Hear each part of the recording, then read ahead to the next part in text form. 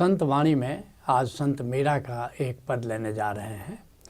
संत Meera by का जन्म 1498 ईस्वी में हुआ और 1573 ईस्वी तक राजस्थान और उत्तर प्रदेश की धरती पर मीरा अपना गीत गाती रही। कहती है संत मीरा, आली सांवरों की दृष्टि मानो प्रेम की कटारी है। अध्यात्म का शिखर छू रही है। माना कि गोविंद ये जीवंत आकाश है और भक्तों ने इसको व्यक्ति की तरह देखा है, अर्थात है विराट, है अनंत, है असीम। लेकिन अगर प्यार करना हो उसको तो उसे एक व्यक्ति की तरह देखने के सिवा और कोई उपाय भी नहीं है। उसका वजूद एक व्यक्ति की तरह है। वह व्यक्ति नहीं है, वो है समष्टि, है वह संपूर्ण अस्तित्व, है वह सर्वव्यापी। लेकिन प्रेम की आंख उसको एक व्यक्ति बना देती है। तो कह रही है मीरा कि आली सांवरों की दृष्टि, वो सांवला है। सांवला गोविंद को क्यों भक्त कह रहे हैं? दो कारण है। पहला कारण है कि ये समस्त आकाश ये गोविंद है, ये ब्रह्म है और ये नीलांबर इसका रूप है। क्योंकि आकाश को तुम देखोगे तो ये नीला आकाश दिखाई देता है। माना कि नीला होने के कुछ वैज्ञानिक कारण है, फिर भी भक्तों के लिए वो सांवरा श्याम है।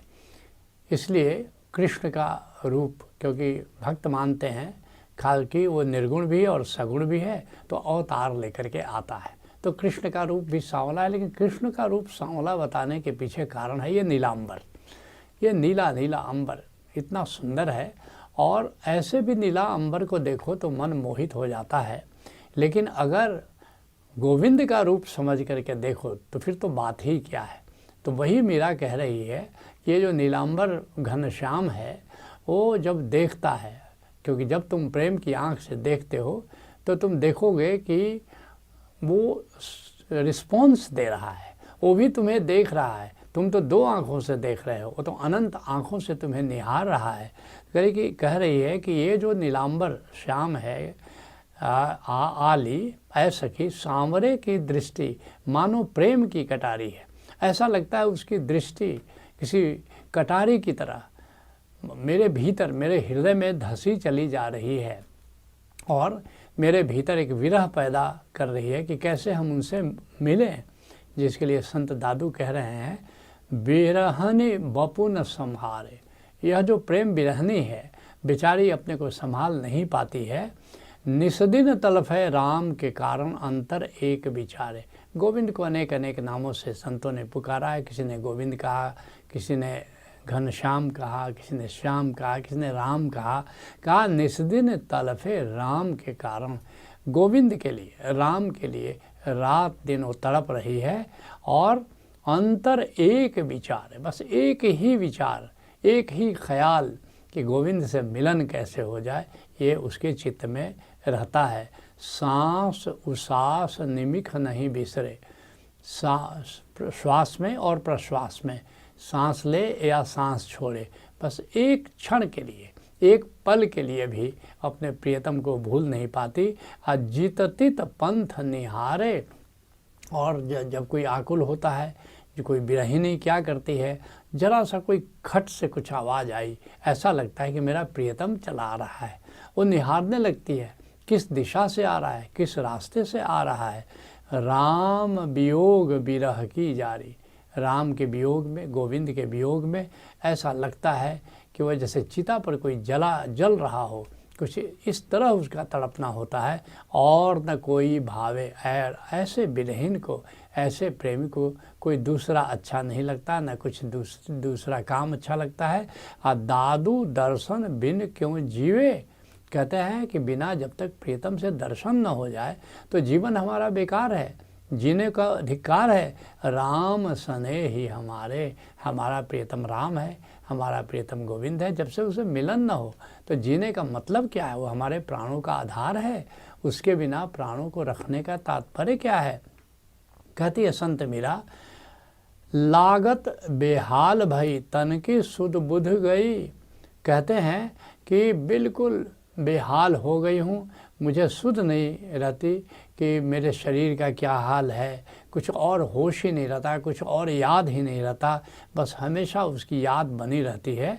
जिसके लिए कबीर साहब कहते हैं, तलफ है बिन बालम मोर जिया, प्रियतम के बिना मेरा जी तड़पता है, और दिन नहीं चैन रैन नहीं नींदिया, न दिन को चैन पड़ता है न रात को नींद आती है, और तलफ तलफ के भोर किया, और ऐसे ही तड़पते तड़पते सांझ कब भोर में बदल जाती है कुछ पता ही नहीं चलता। और नैन थकित भय अब पंथ न सूझे, और प्रियतम को निहारते निहारते कि प्रियतम किस दिशा से आएगा, मेरी आंखें पथरा गईं, मेरी आंखें थक गईं, अब तो रास्ता भी नहीं सूझता है कि मैं निहारूं कि किस रास्ते से मेरा प्रियतम आएगा। और साईं बेदर्दी सुध न लिया, ऐसा लगता है भक्तों को, ऐसा लगता है विरहीन को कि मैं तो इतना परेशान हूँ, लेकिन क्या मेरा प्रियतम भी मुझे याद कर रहा है, क्या मेरा प्रियतम भी मेरा ख्याल कर रहा है। कहते हैं कि नैन थकित भय पंथ न सूझे, साईं बेदर्दी सुन लिया, कहे कबीर सुनो भाई साधो, और हरो पीर दुख जोर किया।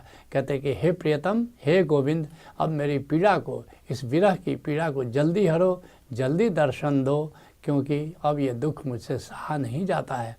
कहती है संत मीरा, लागत बेहाल भई, ये जो प्रेम की कटारी है, ये जो जब से हृदय में लगी है तब से मैं बेहाल हो गई हूँ, और तन की सुध बुध गई, और अपने शरीर का कुछ अता पता नहीं चलता, कोई सुध बुध नहीं है, और तन मन व्यापो प्रेम मानो मतवारी है, और मेरे शरीर में, मेरे मन में प्रेम ऐसा व्याप्त हो गया है गोविंद के कि मैं पूरी तरह जैसे मतवाली हो गई हूँ, और मुझे और कुछ भी चीज़ ख्याल में आती नहीं।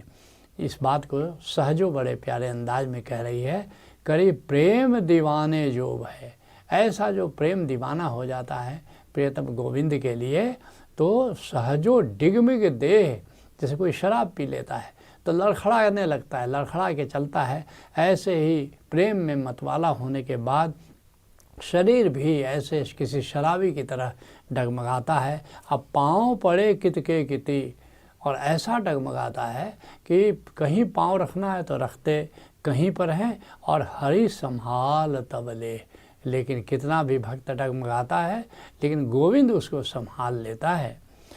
कहती है संत मीरा, सखियाँ मिल दुई चारी, अब बावरी सी भई न्यारी। गजब की बात कह रही है मीरा।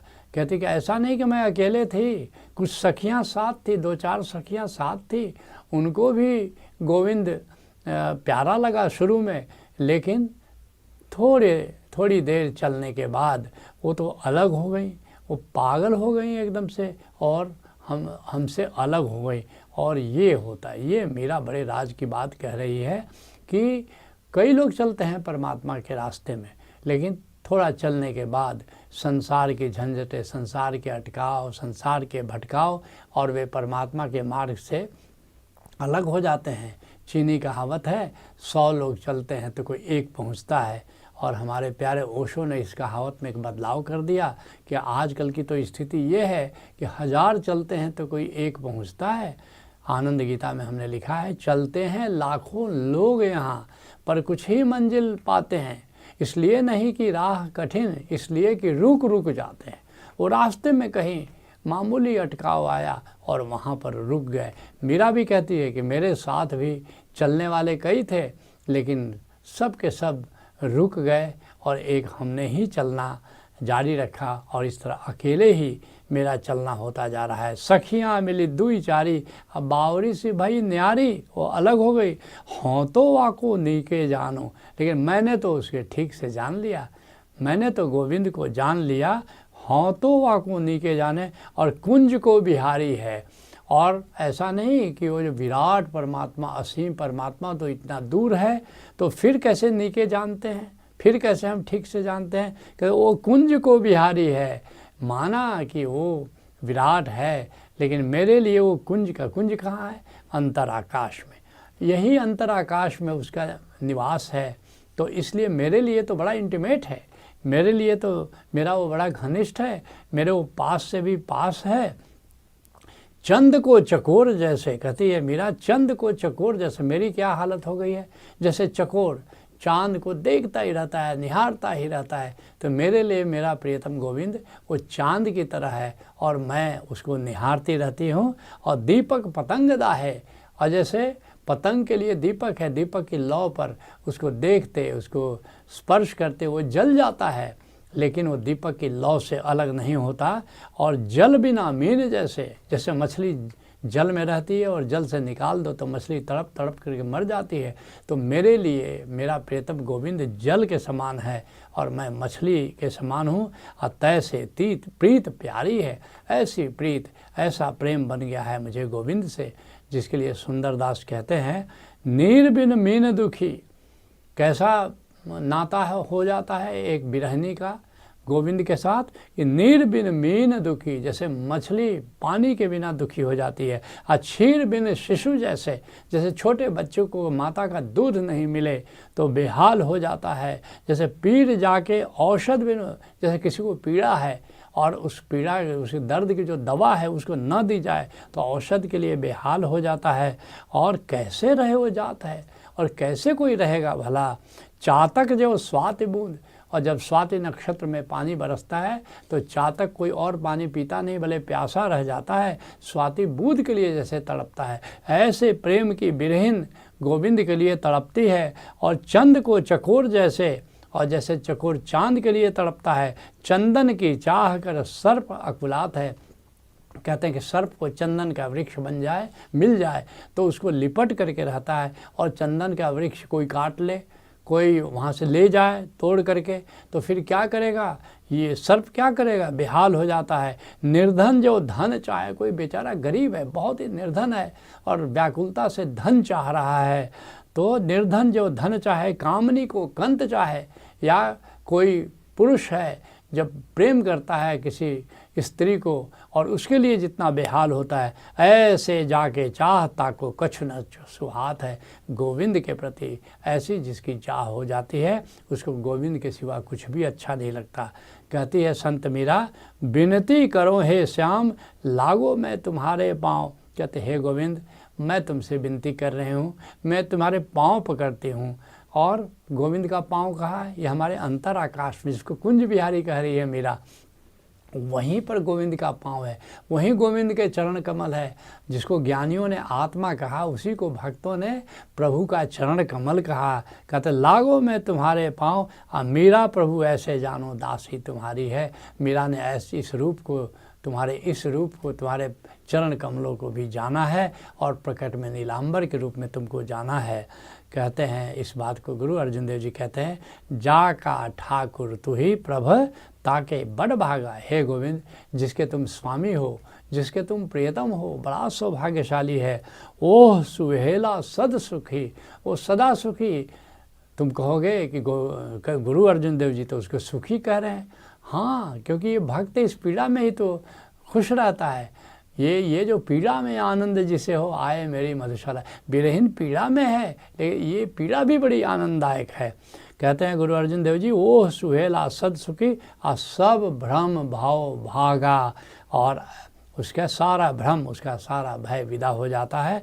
हम चाकर गोविंद के ठाकुर मेरा भारा, हम गोविंद के नौकर हैं और मेरा स्वामी बड़ा वजनदार है, बड़ा विराट है।